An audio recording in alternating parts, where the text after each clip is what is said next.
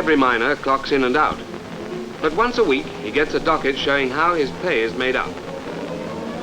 He compares this with what he thinks, and on Friday hands it in and collects his pay packet. But the pay, like the coal, doesn't find its own way to the consumer. It's somebody's job. At the end of each week, the clock cards are checked against the officials' list and the shift times are noted down on dockets.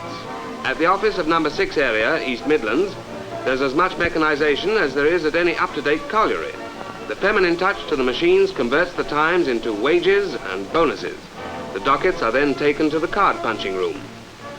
For every man's docket, a girl punches holes in a card. These holes, by their position, tell all about his week's work and the wages due to him. Another girl puts the cards into an automatic sorter which uses the holes to deal them into packs according to the collieries and grades. Handy for a game of brag. The packs are then fed into a tabulating machine. This makes up the payroll at the rate of 90 men every minute.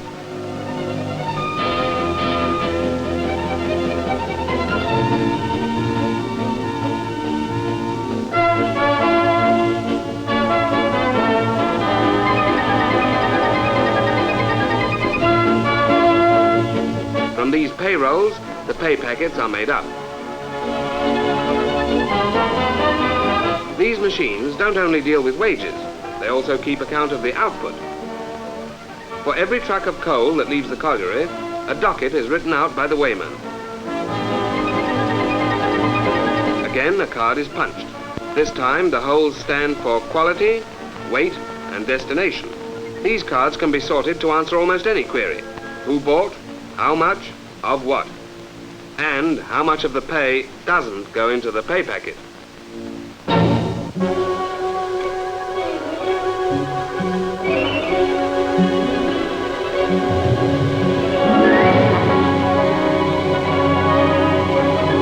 This winter started with the worst fog for 8 years.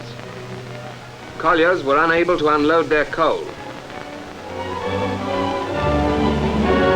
Transport was disorganized.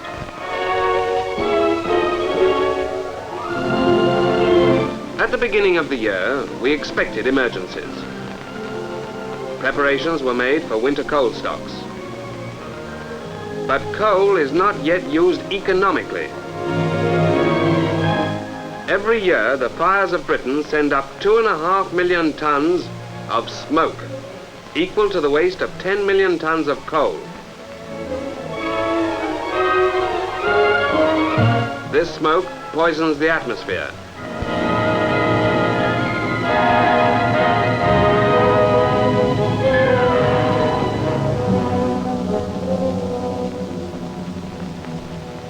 It blackens buildings and corrodes stonework.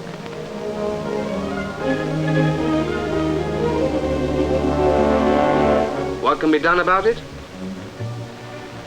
In industry, devices like this trap the smoke particles instead of letting them loose in the atmosphere.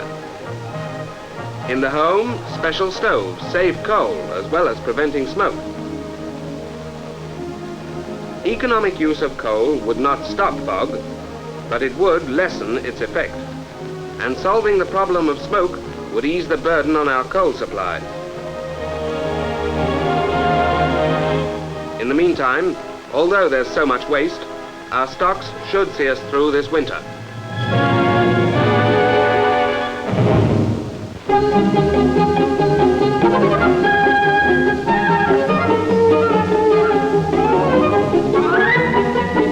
Here's a colliery match at Brickley in Yorkshire.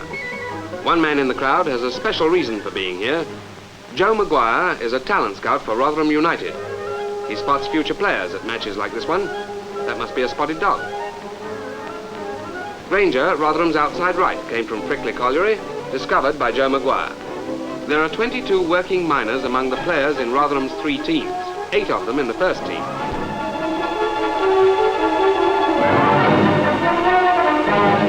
Joe watches them shape up. You've got to be keen on football to train in your spare time from a colliery.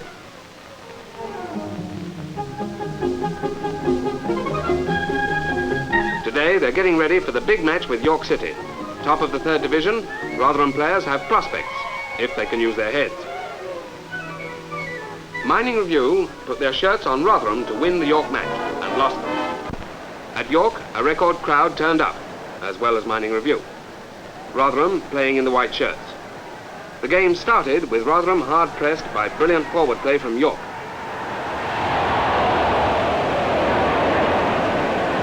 At this point, Rudd lost the ball, and it looked as though Rotherham would score the first goal. But Frost, the York goalkeeper, saved a drive from Ardron, and Rotherham were back on the defensive.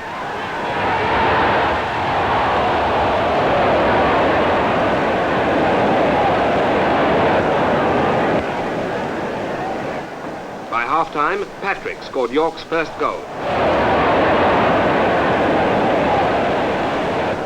In the second half, York scored 2 more goals. Rotherham fought back.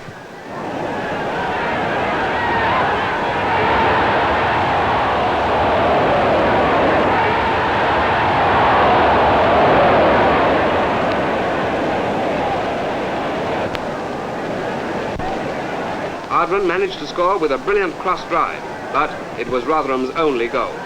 At the end, the score was 6-1. Mining Review certainly chose the wrong day, because next week, when we weren't there, Rotherham beat Carlisle 8-1. But Joe Maguire knew they could do it.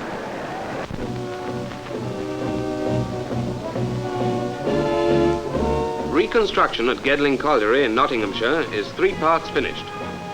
Underground, the work is already highly mechanised, and another Mecco-Moor cutter is being tested to go down. Mechanisation underground means reconstruction on the surface. Coal is coming up faster than the old plant can cope with it. Number 1 pit head is out of date. With very little headroom, the men have to push the tubs out of the cages. The tubs hold only 1,500 weight and have to be fed all the way by hand, past the weighbridge to the tippler.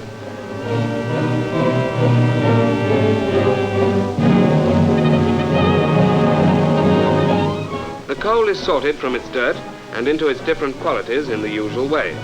From a continuous belt, boys and men have to lift up and throw the coal.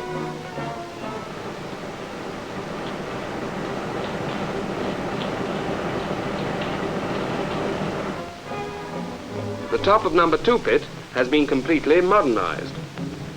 There's plenty of room at the pit head. 2 men can operate the tubs, which carry 2 tons each. They are moved in and out of the cage by a hydraulic ram and run away on their own to the weighbridge.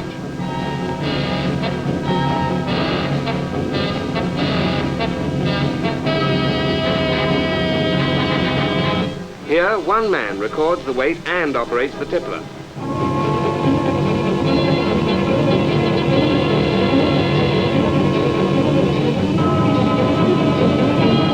One master switch controls the whole apparatus from shaker belt to final screen. The coal falls down past the shaker belt to a labour-saving sorting plant. Gedling has taken a tip from Monte Carlo. Instead of picking up the coal, men with rakes push it into different lanes so that it falls automatically into the correct chutes.